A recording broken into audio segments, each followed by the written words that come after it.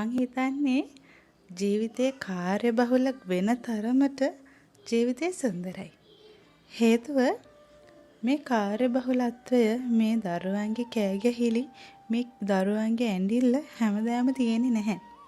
මොකද ඒ දරුවෝ ලොකු වුණාට පස්සේ අපි දුක් වෙයි අපේ පාළුව තනිකම ගැන හිත හිත. ඉතින් අපි මේ ගෙවන්නේ අන්න ඒ කියන සුන්දරම කාලේ. ඉතින් ඒ හැම දෙයක් එක්කම අපේ වෘත්තියත් ඒ හා සමානව හරියටම කරගන්න එක ලේසි දෙයක් නෙමෙයි. අද අපේ සයන්ස් කින්ඩම් දරුවොත් එක්ක ට්‍රිප් එකක් යනවා. පොත්පත් පැත්තකට තියලා අපි චුට්ටක් සතුටින් ඉන්න තමයි මේ යන්නේ. දැන් වෙලාව පාන්දර 2:00යි. අපි 3ට තමයි ළමයින්ට එන්න කිව්වේ. ඉතින් අපි දැන් හිමින් යන්න ලෑස්ති වෙනවා.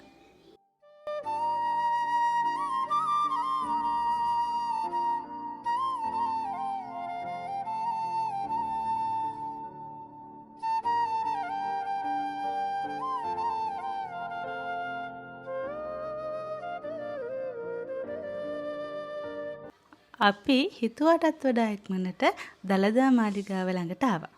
උදේ 7යි කාලා වගේ වෙද්දී අපි දලදා මාලිගාව ළඟින් අපේ බස් එක මේ විදිහට අපිව දොර ළඟින් බැස්සුවා.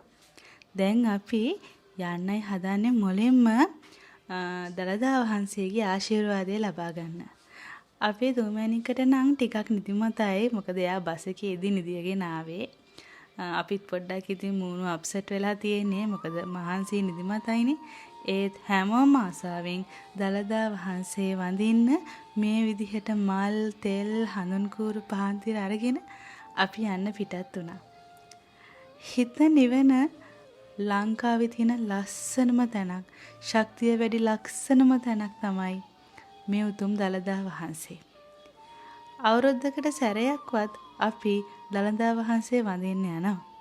මොකද ඒක අපේ ආසාව වගේම භක්තිය. ඉතින් මේ පාර අපි ගියේ අපේ දරුවෝ ටිකත් එක්ක. අපේ චූටි දුවට ඕනේ වුණා මේ මුළු මල් වට්ටියම අරගෙන යන්න. යට තනි කාඩ්බෝඩ් කෑල්ලක් තිබුණ නිසා මං එයාට තනි මලක් දාලා දුන්නා. ඒ වුණාට එයාට ඕනුනේ මුළු වට්ටියම අරගෙන යන්න. ඉතින් මේක දැකපු වටේ ඉන්න ගොඩක් අය කිව්වා අපේ චූටි මැණික මේ මල් ටික බිම දායි. ඒක එයාගේ අතින් ගන්න කියලා. ඉතින් ඒ වුණාට එයාගේ අප්පච්චි කිව්වා නෑ එයාට ඒක අරගෙන යන්න දෙන්න. ඉතින් මං එයාට ඒක අරගෙන යන්න දුන්නා. මොකද හේතුව එයා කුසේ ඉන්න කාලේ තමයි මං එයාත් එක්ක මුලින්ම දලදා වහන්සේ වඳින්න ආවේ. අද තමයි එයා ජීවිතේ පළවෙනි වතාවට එයාගේ කකුල් දෙකෙන්ම ඇවිදගෙන දලදා වහන්සේගෙන් ආශිර්වාද ලබා ගන්න යන දවස. ඉතින් මට හිතුණා එයාව මේ විදිහටම දලදා වහන්සේ වඳින්න අරගෙන යන්න ඕනි කියලා. කියන්න හරිම සතුටුයි. එයා මල් වට්ටිය බිම දැම්මේ නෑ. හරි පරිස්සමට අරගෙන ගියා. මගේ චූටි මැණික ඔයාට බුදු සරණයි.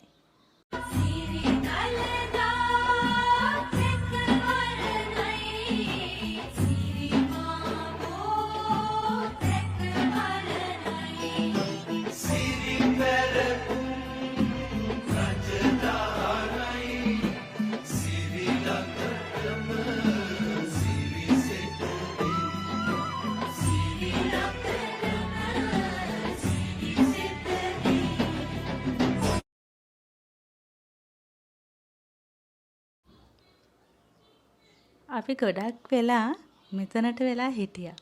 අපේ පන්තියේ දරුවන්ටත් මෙතනට වෙලා ඉමුද කියලා අහපු නිසා අපි ගොඩක් වෙලා මෙතන හිටියා. ඒගොල්ලන්ට ඕනේ ෆොටෝස්, වීඩියෝස් අපි ඕන තරම් ගන්න නිදහස දුන්නා. ඉතින් අපි ට්‍රිප් එකක් නෙකගෙන ආවේ. ගොඩාක් නීති දාලා එකගෙන යන්න බැහැනේ. ඒගොල්ලන්ට නිදහස සතුට පොඩ්ඩක් දෙන්න ඕනේ. හැබැයි අපි හැමතිස්සෙම ඒගොල්ලොන්ව පරිස්සම් කරා. ඉතින් ඊට පස්සේ අපි මේ විදිහට දලදා වහන්සේ වඳින්න දලදා වහන්සේ ඇතුළට ආවා.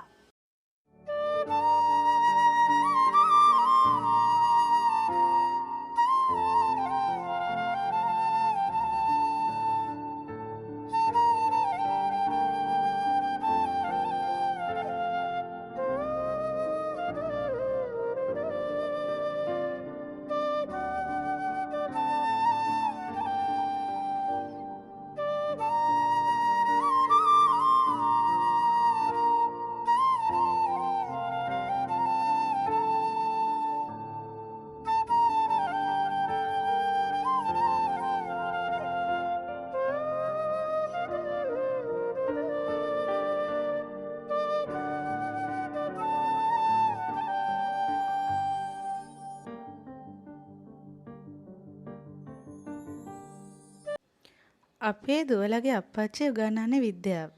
හැබැයි එයා දරුවෝ එක්ක මොන පන්ති ට්‍රිප් එකක් ගියත් ඊට කලින් හරියට ලෑස්ති වෙනවා. එයා ඒකට අදාළ ඔක්කොම තොරතුරු රැස් කරගෙන දරුවන්ට කියලා දෙන්න බලාගෙනම තමයි මේ චාරිකාව යන්නේ. ඉතින් මෙතන ඉඳන් දළදා මහන්සිය ගැන සියලුම තොරතුරු අපේ අප්පච්චි දන්න සියලුම තොරතුරු දරුවෝ එක්ක බෙදාගෙන මේ උතුම් පින්බිමෙන් අපි පිටත් වෙන්නයි හදන්නේ.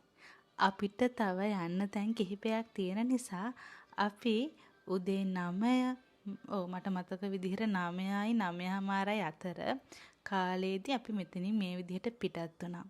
ඉතින් අපි මෙතනට වෙලා හිටියා මොකද අර ගේට්ටුව ගාව බස් නවත්තගෙන ඉන්න බෑ. වෙන තැනක බස් පාක් කරලා තියෙන. ඉතින් බස් ටික එනකන් අපි මේ විදිහට මෙතනට වෙලා බලාගෙන හිටියා.